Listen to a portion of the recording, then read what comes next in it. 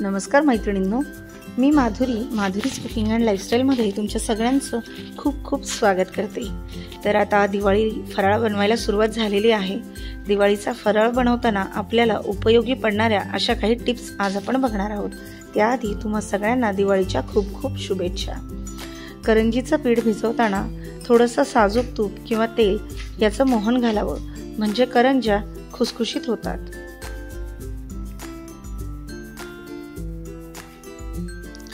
करंज्याच्या सारणामध्ये सुकं खोबरं थोडंसं भाजून घालावं, म्हणजे करंज्या लवकर खराब होत नाही आणि त्याला खवट वास येत नाही। करंज्या तळताना गॅस मंद ठेवावा, म्हणजे करंज्या लाल होणार नाही आणि व्यवस्थित तळल्या जातील।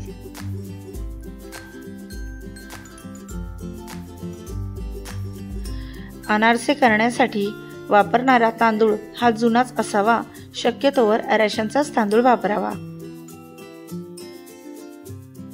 अनारसे करण्यासाठी तांदूळ स्वच्छ धुवून 3 दिवस भिजत ठेवावा।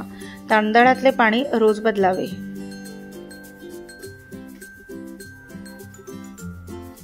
नंतर सर्व पाणी काढून तांदूळ आंबट ओले सुकवून घ्यावे आणि मगच बारीक करावे।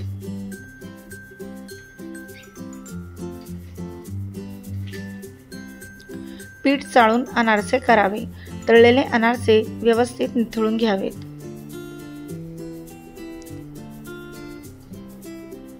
शंकरपाळी करताना मैद्यामध्ये रवा मिसळावा, म्हणजे कुरकुरीतपणा येतो। शंकरपाळी तळताना मंद आचेवरच तळावीत, नाहीतर बाहेरून काळपटपणा आणि आतून कच्चे राहतात।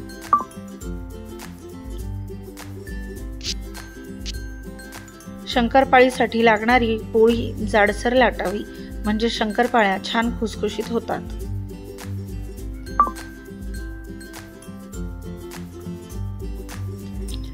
चकलीचे पीठ मळताना ते जास्त पातळ किंवा जास्त घट्ट नसावे। चकली बनवताना त्यामध्ये हळदीचा वापर नसावा, नाहीतर चकली काळपट दिसते। चकलीमध्ये तीळ अख्खे टाकावेत, म्हणजे दिसायला चकली अतिशय आकर्षक दिसते। चकलीची भाजणी करताना तांदूळ व्यवस्थित धुवून आणि सुकवूनच घ्यावे।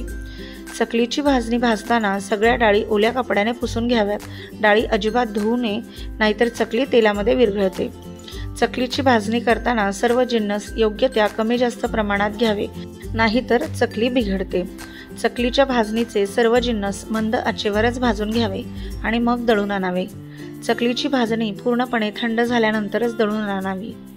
चकली तळताना तेल छान कडकडीत गरम करून घ्यावे आणि मध्यम ते मंद आचेवर चकली तळून घ्यावी, नाहीतर ती वरून तळल्या जाते आणि आतून कच्ची होते आणि चकली लूज पडते।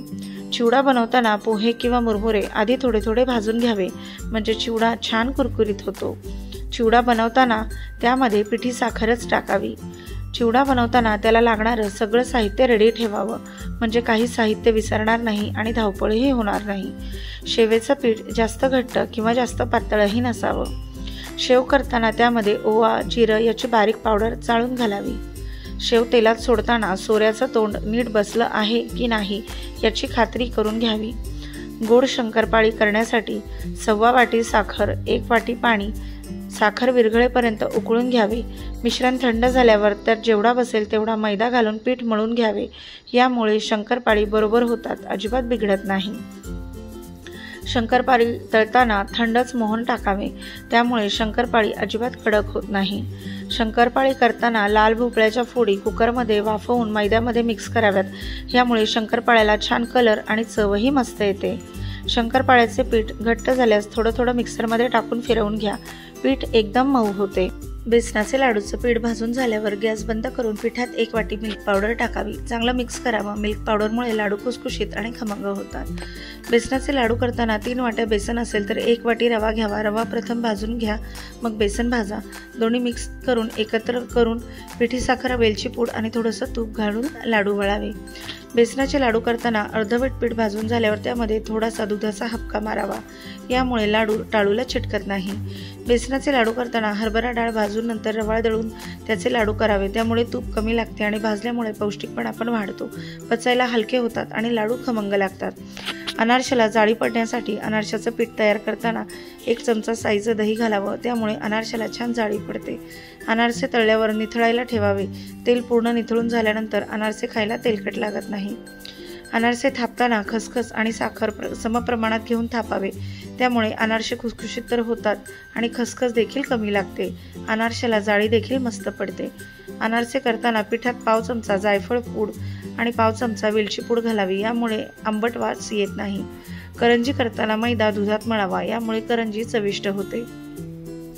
करंजी करताना कधीही कडकडीत मोहन घालू नये। तूप किंवा तेल हाताने फेटून त्यामध्ये मैदा मळून घ्यावा। करंजी तळल्यावर गरम असताना 4 ते 5 जागी सुईने टोचावे, त्यामुळे करंजीतील गरम वाफ निघून जाते आणि करंजी फुगलेली राहते। करंजी खुसखुशीत होण्यासाठी 1 वाटी मैदा असेल तर 1 चमचा कॉर्नफ्लॉवर घालावे। तेल जास्त लागत नाही आणि तुपकटही होत नाही। फराळ बनवण्याच्या ह्या महत्त्वाच्या टिप्स तुम्हाला कशा वाटल्या ते कमेंट करून सांगा आणि व्हिडिओ जर आवडत असेल तर चॅनलला लाईक, शेअर आणि सबस्क्राईब करायला विसरू नका। भेटूया अशाच एका माहितीपूर्ण नवीन व्हिडिओमध्ये। तोपर्यंत तुम्हा सगळ्यांना खूप खूप खूप धन्यवाद आणि शुभेच्छा।